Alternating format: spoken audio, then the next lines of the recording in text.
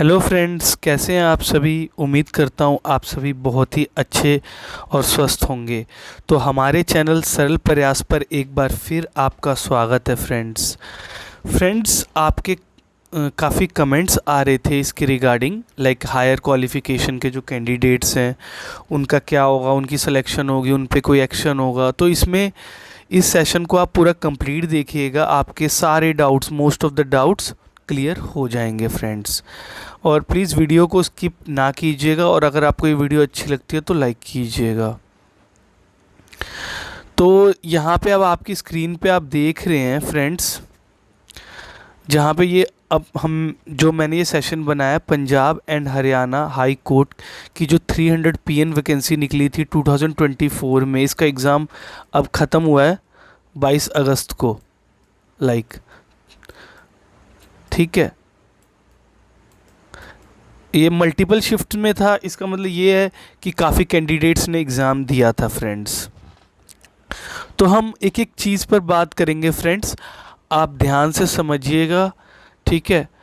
अगर आपको नहीं कुछ समझ में आता है तो आप कमेंट कीजिएगा। अगर मुझे वो कमेंट ठीक लगेगा, क्वेश्चन आपका जिनका मैंने जवाब नहीं दिया होगा इस सेशन में, तो मैं कमेंट का रिप्लाई करूँगा। अब देखिए यहाँ पे सबसे पहला जो क्वेश्चन उठ रहा है कि सिनेरियो क्या होगा, जो हायर क्वालिफिकेशन कैंडिडेट्स हैं उनके साथ क्या होगा। तो फ्रेंड्स एक चीज़ तो मैंने आपको बता दी थी अपने पिछले सेशन में ही, कि जिनके पास भी +2 से ज़्यादा क्वालिफिकेशन है, लाइक जो ग्रेजुएट हैं, और वो कब इन्होंने कट ऑफ डेट दी होती है फ्रेंड्स, इसमें कट ऑफ डेट मायने रखती है। 9 सितंबर 2024 ये थी कट ऑफ डेट।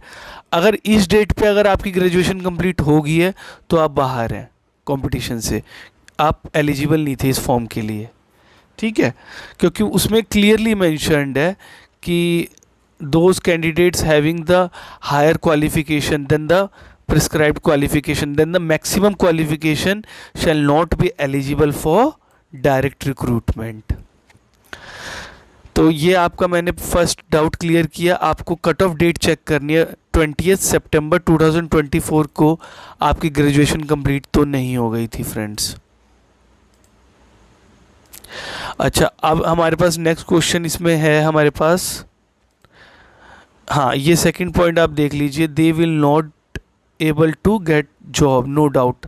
हाँ इसमें कोई शक नहीं है फ्रेंड्स, जिनके पास भी हायर क्वालिफिकेशंस थी, अगर उन्होंने ये सोचा कि हम अपने सिर्फ 10th और 12th के ही सर्टिफिकेट्स दिखाएंगे डॉक्यूमेंट वेरिफिकेशन के टाइम पे या during the recruitment process, and they will get selected, so it is clearly mentioned that they will not be able to get the job, because as per the advertisement those candidates were not eligible। तो वो जितने भी उम्मीदवार जो थे 12 से ज़्यादा पढ़े लिखे 20 सितंबर को 2024 को वो एलिजिबल ही नहीं थे इस फॉर्म को अप्लाई करने के लिए। अच्छा, अब बहुत ज़्यादा सबसे इम्पोर्टेंट और चीज़ है, जो थर्ड पॉइंट आप देख रहे हैं अपनी स्क्रीन पे फ्रेंड्स, उस पे हम बात कर लेते हैं।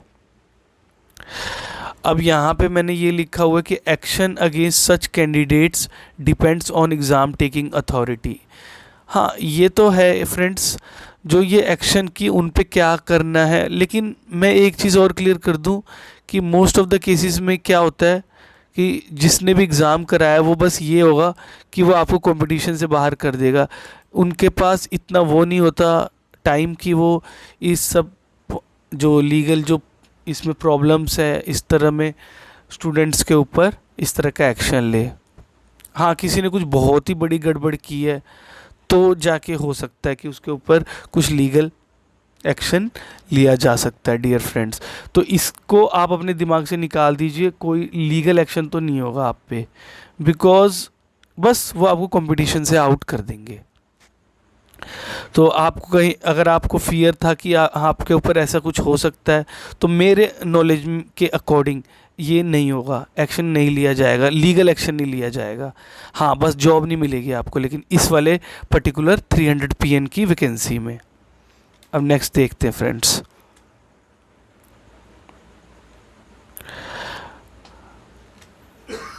Will not be able to get the appointment letter, हाँ इसके रिगार्डिंग हमने बात कर ली है कि क्योंकि वो एलिजिबल ही नहीं है।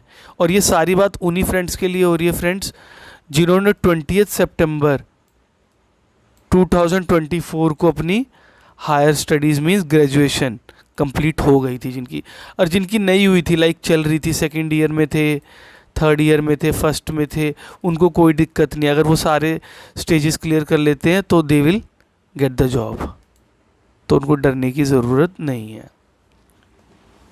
ये हो गया आपका कि will not be able to get the appointment letter. अब नेक्स्ट देखते हैं। हाँ ये भी मैंने आपको बता दिया, पॉसिबिलिटी ऑफ लीगल एक्शन ये नो है, बिकॉज बस वो आपको इनएलिजिबल करके आउट कर देंगे। हाँ ये एक और चीज़ पे हम बात कर लेते हैं, काफ़ी फ्रेंड्स का डाउट आ रहा था कि कट ऑफ क्या रहने वाली है। तो आप जानते हैं फ्रेंड्स जो एग्ज़ाम हुए हैं मल्टीपल शिफ्ट्स में हुए हैं,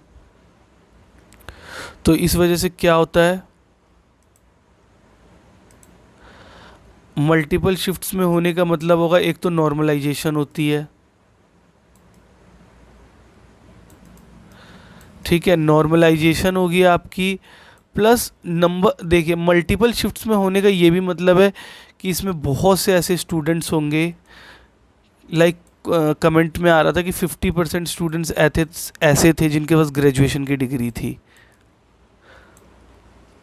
तो बस आप इससे ये समझ लीजिए कि ये 50% कंपटीशन आपका कम हो गया, जितने भी ग्रेजुएट्स थे ये आउट हैं, बाहर है कंपटीशन से। तो उम्मीद है कि आपको ये बातें क्लियर हो गई होंगी। अच्छा फ्रेंड्स, अब थोड़ा सा कट ऑफ के रिगार्डिंग बात कर लेते हैं इसमें, जो कि बहुत इम्पोर्टेंट चीज़ है, कट ऑफ क्या रह सकती है। अब आप ध्यान से सुनिएगा, मैं सिर्फ यहाँ पे अनरिजर्व्ड और जो ओबीसी है उसकी प्रिडिक्ट करूँगा, बाकियों की तो अभी नहीं कर पाऊँगा। अब देखिए मेरे को सुनने में आ रहा है कि जो इसका एग्ज़ाम था उसका जीके का लेवल थोड़ा हाई था, लाइक आपके इसमें 50 क्वेश्चंस थे आई थिंक, और वो भी 2 मार्क्स के, जिसमें कोई नेगेटिव मार्किंग नहीं थी, 100 मार्क्स के, जिसमें आपके 40 क्वेश्चन जीके से रिलेटेड थे और 10 क्वेश्चन मैथ के थे जो कि इजी थे। तो 10 तो में से मान लो 8 आपने किए तो 16 हो गए आपके, और यहाँ अगर आपने 30 कर दिए तो 60 हो गए। लेकिन 30 कर नहीं पा रहे फ्रेंड्स यहाँ पे कोई भी स्टूडेंट, काफ़ी डेप्थ में क्वेश्चंस आ रहे हैं, ऐसा मैंने रिव्यू लिया है फ्रेंड्स स्टूडेंट्स सबसे। तो अगर मैं मैक्सिमम जो वर्स्ट से वर्स्ट कंडीशन में मान लेता हूँ आपने 40 में से 25 कर लिया जिनके पास जीके की अच्छी नॉलेज थी, तो यहाँ पे आपके 16 आ गए मैथ्स में अगर आपने 8 क्वेश्चन किए, और अगर आपने 25 क्वेश्चन कर दिए लाइक, तो ये हो गए 50, तो ये कितने हो गए 66। तो जो आपकी अनरिजर्व्ड की कट ऑफ है फ्रेंड्स, ये आपकी 66 से आप मान के चलो 76 के बीच में ही लाई करेगी सेकंड स्टेज की शॉर्ट लिस्टिंग के लिए। और इसमें आप मतलब ज़्यादा तो डिफरेंस होता नहीं ओबीसी में, तो आप 64 का लेके चलिए और 74, इतने 64 से 74 अगर आप ले आएंगे तो आप शॉर्ट लिस्ट हो जाएंगे फिज़िकल के लिए, और अनरिजर्व्ड में 66 से लेके 76। और हाँ, जिनकी शिफ्ट टफ थी फ्रेंड्स उनको घबराने की ज़रूरत नहीं है, क्योंकि इसमें नॉर्मलाइजेशन हो जाएगा और आपके मार्क्स बढ़ जाएंगे फ्रेंड्स।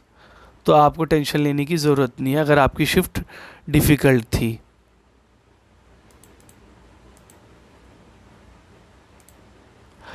तो मैंने यही बता दिया, अनरिजर्व्ड के लिए हो गया आपका 66 से लेके 76 के बीच रह सकती है, और ओबीसी का मैंने बता दिया 64 से लेके 72 तक, ये आपकी रहेगी ओबीसी की कट ऑफ पीएन के एग्ज़ाम के लिए। तो उम्मीद करता हूँ कि मेरी जो भी आपको इस सेशन में समझाया उसकी आपको अंडरस्टैंडिंग हुई होगी। तो अगर आपको ये चैनल का कंटेंट अच्छा लगा हो तो आप हमारे एजुकेशनल चैनल सरल प्रयास को सब्सक्राइब कर सकते हैं फ्रेंड्स। और इस तरह के नॉलेजेबल सेशन आपको आगे भी मिलते रहेंगे। जॉब के बारे में भी अगर कोई नई वैकेंसी निकलती है तो उसके रिगार्डिंग भी अपडेट करूँगा मैं आपको। प्लस जीके की कोई भी आपको, मैंने जैसे 2 वीडियोस बहुत ही अच्छी डाली हैं अभी, आप देखेंगे। जो अभी मैंने सेशन डाला है एक मुग़ल एम्पायर पे जिसमें 4 मुगल्स के बारे में बात की है, प्लस एक मैंने डाला पार्ट्स ऑफ द कॉन्स्टिट्यूशन। ये दोनों आप देख लीजिए, बहुत ही अच्छे सेशंस हैं फ्रेंड्स। तो इस सेशन में इतना ही फ्रेंड्स, मिलते हैं नेक्स्ट क्लास में। तब तक के लिए थैंक यू फ्रेंड्स।